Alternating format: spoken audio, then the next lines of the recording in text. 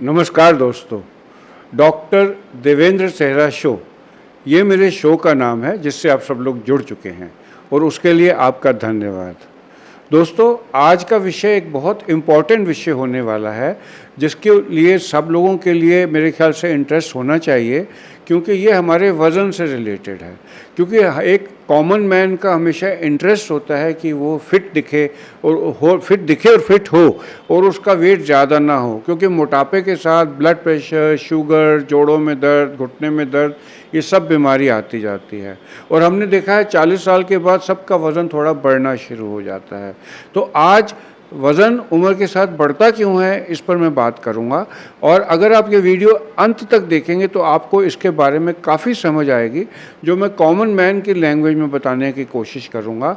और अगर आप ये समझ गए तो उससे आपका एडवांटेज ये होने वाला है कि आप अपने वेट को बढ़ने को रोक पाएंगे और एक बड़े साधारण तरीके से रोक पाएंगे। होता क्या है कि जब भी हम खाना खाते हैं तो उसका डाइजेशन तो हमारे मुंह में ही शुरू हो जाता है जब हम खाने को चबाते हैं, क्योंकि सलाइवा में सेलिवरी एंजाइम्स होते हैं जो प्रोटीन्स और कार्बोहाइड्रेट्स वगैरह को हजम करना शुरू कर देती हैं चबाने से। सेलिवरी एमिलेज होता है और लाइपेज होता है।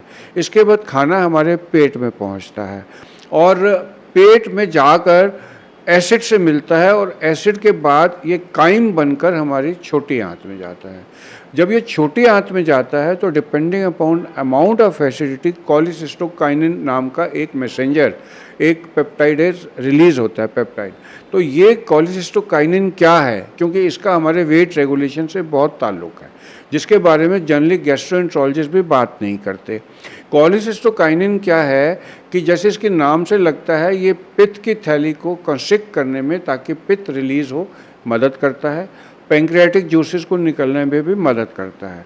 लेकिन इसके साथ इसका एक बड़ा इम्पॉर्टेंट काम होता है जिसके बारे में जनरली बात नहीं की जाती। वो काम क्या होता है कि ये हमारे ब्रेन में भी होता है। जी हाँ, कोलिसिस्टोकाइनिन का एक बहुत ज़्यादा लेवल हमारे ब्रेन में होता है। वहाँ इसका काम होता है हाइपोथैलेमस को सिग्नल देना कि सैटिस्फाइटी हो गई है, खाने की तृप्ति हो गई है, अब और मत खाओ। अगर किसी वजह से कोलिसिस्टोकाइनिन कम हो जाएगा तो हमारे ब्रेन में सैटिस्फाइटी सेंटर को सिग्नल नहीं जा पाएगा और पर्सन को ज़रूरत ना होते हुए भी वो खाता रहेगा। ये बेसिक कंसेप्ट है जो कोलिसिस्टोकाइनिन को वज़न कम करने में हेल्प कर सकता होगा, लेकिन इसके ऊपर ज़्यादा बात नहीं होती। होता क्या है, जैसे हमारी उम्र बढ़ती जाती है, हम 40 को क्रॉस करने लगते हैं, हमारा एसिड बनना कम हो जाता है। पेट में एसिड कम बनता है तो पूरी तरह चर्निंग नहीं हो पाती। जो पेट की डाइजेस्टिव एंजाइम है, जैसे कि पेप्सिन है, जो पेट से प्रोटीन्स को अब्जॉर्ब करती है और जो डाइजेस्टेड प्रोटीन्स को और एसिड को काइम की फॉर्म में नीचे ड्यूडेनम में ले जाती है, वो अपना काम ठीक नहीं करती। और जब वो अपना काम ठीक नहीं करती तो कोलिसिस्टोकाइनिन जो है वो पूरी तरीके से रिलीज़ नहीं हो पाता। और कोलिसिस्टोकाइनिन अगर रिलीज़ नहीं हो पाता तो वो ब्रेन को सिग्नल नहीं दे पाता।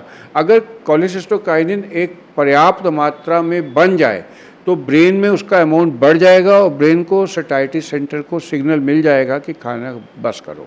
तो यही वजह है, एक वजह ये भी है जिसका ओबेसिटी में बात ज़्यादा नहीं की जाती, कि अगर एसिड प्रोडक्शन कम होगी तो कोलिसिस्टोकाइनिन कम बनेगा, ब्रेन में कोलिसिस्टोकाइनिन कम जाएगा और ब्रेन में सैटिस्फाइटी सेंटर को सिग्नल नहीं मिलेगा और पर्सन खाता रहेगा।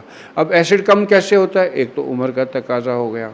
दूसरा क्या होता है, जनरली पेशेंट को जब भी वो एसिड बन रहा होता है कम, तो उसको यहाँ रेट्रोस्टेरनल बर्निंग होती है, जिसको हार्ट बर्न कहते हैं और जिसको GERD कहकर, गैस्ट्रोइसोफेजियल रिफ्लक्स डिजीज़ कहकर ट्रीट किया जाता है। और मॉडर्न मेडिसिन में पता नहीं क्यों सिम्टोमेटिक ट्रीटमेंट देने में ऐसे पेशेंट्स को केवल प्रोटॉन पंप इनहिबिटर्स और रेनिटिडीन, फेमोटिडीन जैसे H2 रिसेप्टर एंटागोनिस्ट या एंटासिड सिरप दिए जाते हैं।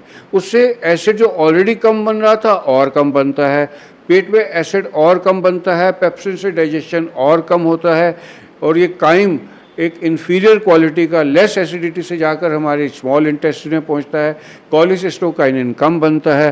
कोलिसिस्टोकाइनिन कम बनने से ब्रेन में कोलिसिस्टोकाइनिन जो है, जो सिग्नल देना चाहता है सैटिस्फाइटी सेंटर को कि भाई तुम खाना बस करो, वो बन नहीं पाता और पर्सन खाता रहता है।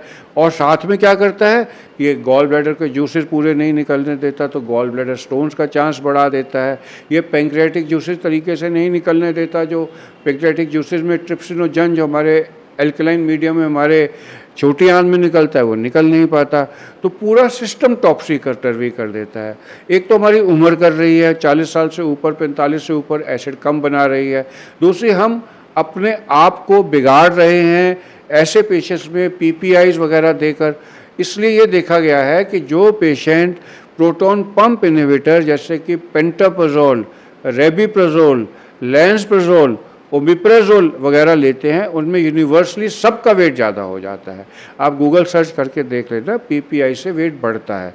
और उसके बढ़ने का एक कारण ये भी होता है, जिसके ऊपर किसी ने आज तक मेरे ख्याल से to the best of my knowledge discuss नहीं किया, क्योंकि ये एसिड कम करते हैं। एसिड कम करने से ये कोलेसिस्टोकाइनिन का रिलीज़ कम करते हैं और उसका एक्शन कम करते हैं।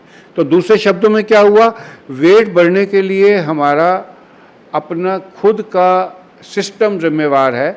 हम जैसे जैसे एज करते हैं हमारा एसिड कम बन रहा है, और हम उसको और कम कर देते हैं जब हम प्रोटॉन पंप इनहिबिटर लेते हैं। तो इसको इलाज कैसे किया जाए, इसके लिए आप मेरी दूसरी 1-2 वीडियोस देख लेना, जिसमें पेट में एसिडिटी को कैसे बढ़ाया जाए। मैं आपको हिंट दे दूं, सबसे पहले तो आप नींबू का प्रयोग ज़्यादा कर दीजिए। नींबू में कुदरती विटामिन सी होता है, और ये विटामिन सी हमारे इंटेस्टीन में जाकर एसिड ज़्यादा बनाकर गंदे बैक्टीरिया मारता है और प्रोडक्शन ऑफ गुड काइन बढ़ा देता है, जो कोलेसिस्टोकाइनिन को रिलीज़ करने में हेल्प करे।